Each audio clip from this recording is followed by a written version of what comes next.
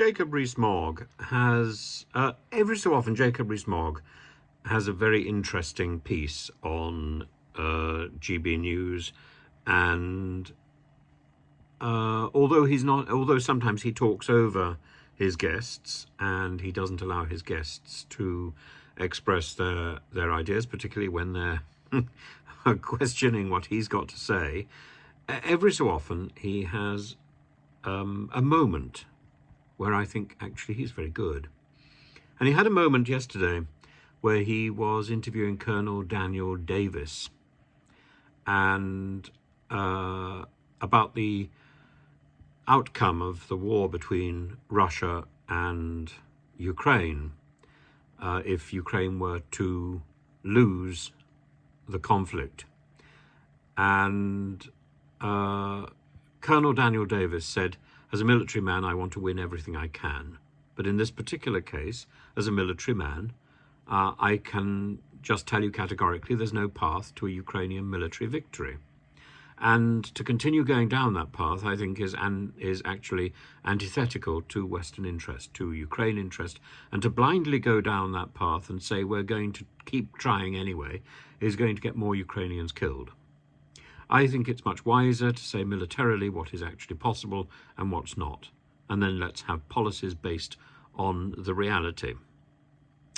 Jacob Rees-Mogg then says, but isn't that showing incredible weakness for the West, that we can be defeated by Russia because Ukraine is acting as a proxy for the West, whether we like it or not?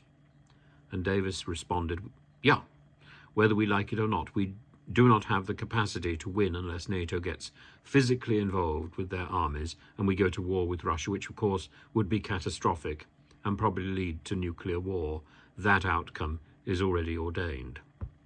Well, that's one side of the debate, and at that point Jacob Rees-Mogg should have then moved the debate onwards, but he didn't, which is a great shame because there's room for that for the next part of the debate. The next part of the debate is about the war we have not fought. And it is quite astonishing because Russia has been fighting that war. That war is about the war on the media. And we should have been engaging in a proactive attempt to influence Russian minds, to let people across Russia know that we have their back, that we do not agree with President Putin, that we are not out to attack Russia, and that we want to see a peaceful Russia. And that message needs to be got across. The message also needs to be got across, reinforced, that we know that many people across Russia have Ukrainian relatives, that this war needs to stop. But it needs to stop on realistic and proper grounds where Russia pulls back from this military invasion and grants Ukraine peace and repairs some of the damage that it's done to Ukraine, and that these two nations learn again to live side by side, because that is the only way in which peace can possibly be preserved. Peace is not imposed, and an imposed peace doesn't work, as we know from the Versailles Treaty, as we know from the great book by, who's the economist? John Maynard Keynes, The Economic Consequences of the Peace. That way leads to another war. And it's the same principle in Israel and Gaza. We need a peace that works.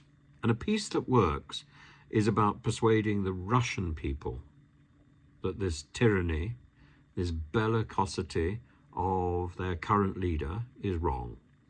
I think it's beyond the point where he will change. I think he's dead anyway.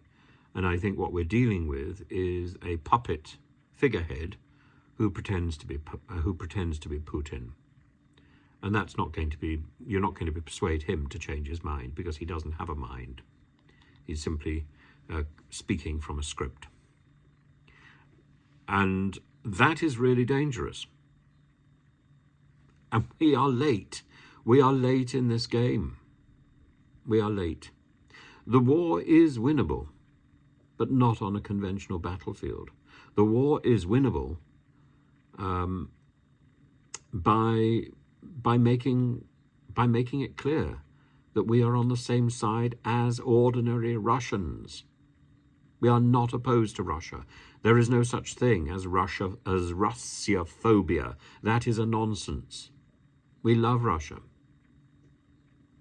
But this Putin obsession with bellicosity is something we must reject, and so must many Russians.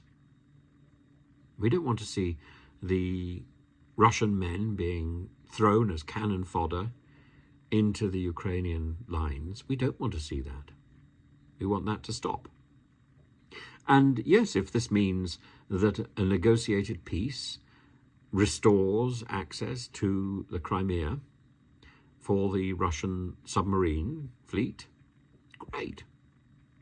If that also provides some sort of relative autonomy for the regions of Donbass and Zaporizhia, great. But Russia needs to recognize, or the Kremlin needs to recognize, the damage it's done and stop this war and rebuild the relationship between Russia and Ukraine, and rebuild the relationships between Russia and the satellite countries on the edge of Europe. It's only that way that peace will occur. The idea that we want an adversary is nonsense. It's nonsense. And Colonel Davis is quite right. This isn't a war that can be won by the West on the battlefield, but the West shouldn't be on the battlefield.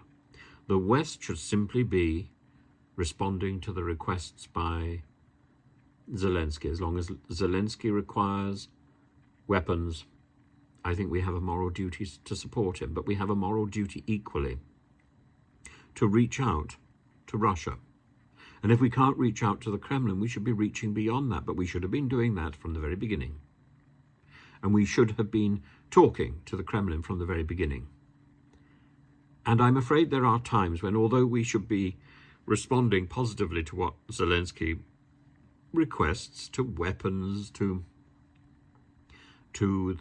support, his immediate proposal that we should be sanctioning Russia was wrong. Sanctions do not work, certainly not at that level. Little sanctions, like the sanctions on the settlers in Israel, that works, because that sends a very clear and specific message. But sanctioning an entire country, destroying your economy in order to make a point, this is absurd. This is absurd. The only people we have hurt are ourselves. And we have destroyed the relationship that exists, the back-channeling relationship that exists between Russia and the West. We could have been much more open. We could have been much more proactive. We could have applied more pressure without the sanctions. The sanctions simply make Mr. Putin more defiant. I think we misunderstood why Putin started his war. We thought that what Mr. Putin said was what he actually believed. We should stop listening to what people say and look at what they do, and look at how they do it.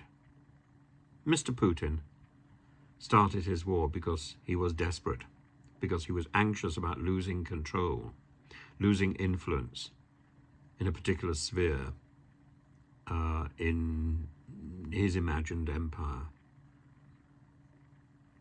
Well, you don't regain influence by destroying that sphere. You regain influence by rebuilding relationships. Mr. Putin was wrong, and we should have been reaching out and helping Mr. Putin to realize his error and to try and repair the damage which he wants to inflict. Mr. Putin needed help. Now, I think Mr. Putin is beyond help now, and I don't know who we reach out to. I really don't know. The old idea Caesar dead is more powerful than Caesar alive. No, no, not in this case. Putin dead leaves a vacuum. Who do you talk to?